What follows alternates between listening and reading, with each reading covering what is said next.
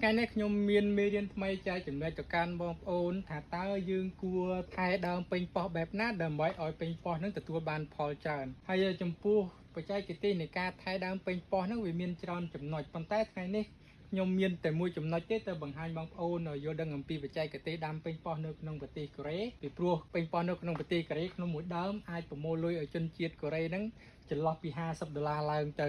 នឹងបើសិនជាវាប្រមូលផលមួយឆ្នាំពេញពីព្រោះពេញប៉ោះនេះយើងដាំក្នុងចន្លោះខែ9អញ្ចឹងក្នុងខែ12យើងចាប់បានប្រមូលផលហើយ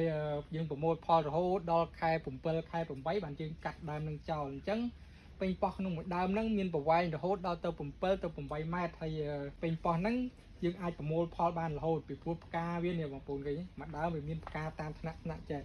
អានេះផ្កាទី1បងប្អូនផ្កាទី1នៅទីនេះហើយផ្កាទី2ហើយផ្កាទី3នៅនេះអញ្ចឹងអានេះ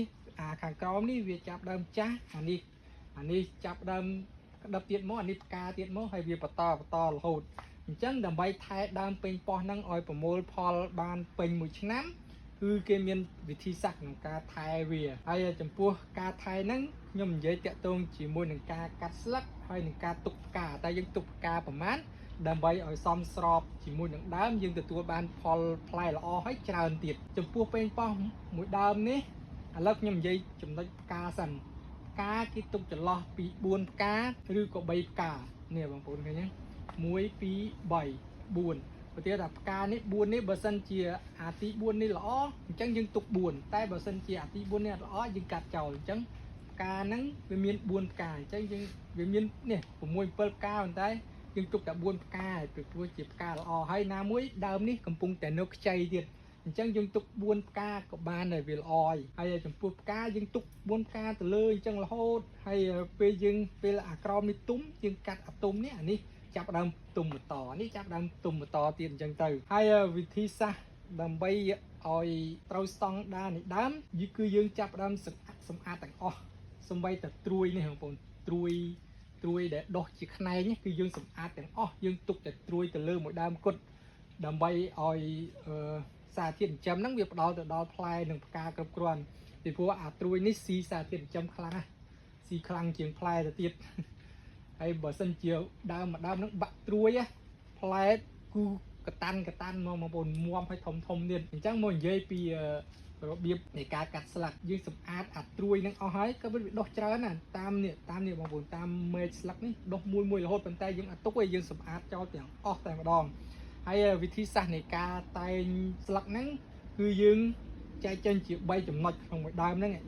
វាមានស្លឹកបានការហើយនិងស្លឹកមិនបានការហើយចំពោះស្លឹកបានការយើងរាប់ពីណាស្លឹកមិនបានការគេរាប់ពីណាទីទៅនៅក្នុងដើមពេញប៉ោះមួយដើមនេះគឺយើងវាស់ចង្អាមយើងក្នុងមួយចង្អាមគឺជាបដូលអាហ្នឹងយើងចាប់ទុកថាជាបដូលអាហ្នឹងអត់បានការហើយប៉ុន្តែវាសំខាន់ហើយវាមានអាស្លឹកដែល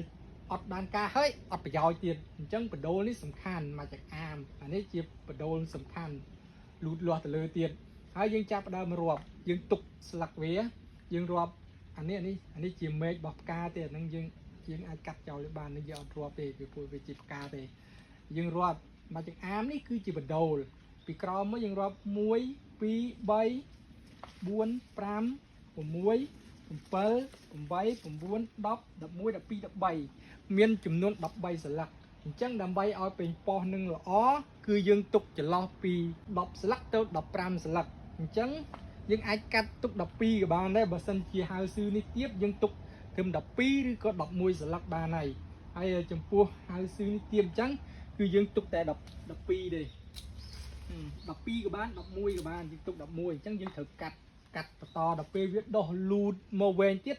យើងចាប់ផ្ដើមកាត់អាក្រោមនេះទៀតអញ្ចឹងទៅគឺយើងទុកស្លឹកប៉ុណ្ណឹងហើយដៀងមែកខាងអីគឺយើងបេះចោលទាំងអស់ស្លឹកផ្កាយើងទុក4ឬ3ផ្កាដើម្បីឲ្យផ្លែហ្នឹងវាល្អ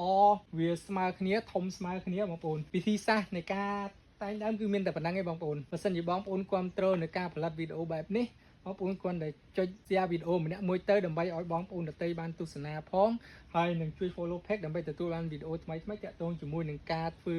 កសិកម្មនៅក្រៅប្រទេសពីព្រោះខ្ញុំធ្លាប់ទៅប្រទេសអ៊ីស្រាអែលខ្ញុំក៏បានធ្លាប់ ធ្វើការខាងក្រូចខ្ញុំបានចែកចម្លែកវីដេអូកសិកម្មខាងដំណាំក្រូចទៅដល់បងប្អូនហើយខ្ញុំធ្លាប់ធ្វើការខាងគូទឹកដោះនៅក្នុងប្រទេសអ៊ីស្រាអែលដែរហើយខ្ញុំក៏បានបង្ហាញវីដេអូតាក់ទងជាមួយនឹងការបង្កើតកូនគោការបូមទឹកដោះគោនៅក្នុង page ហ្នឹងដែរហើយបើបងប្អូនគ្រប់គ្រងគាត់ជួយ share ហើយនឹង follow page ម្នាក់មួយទៅបងប្អូនអរគុណបាយបាយជំរាបលាបងប្អូន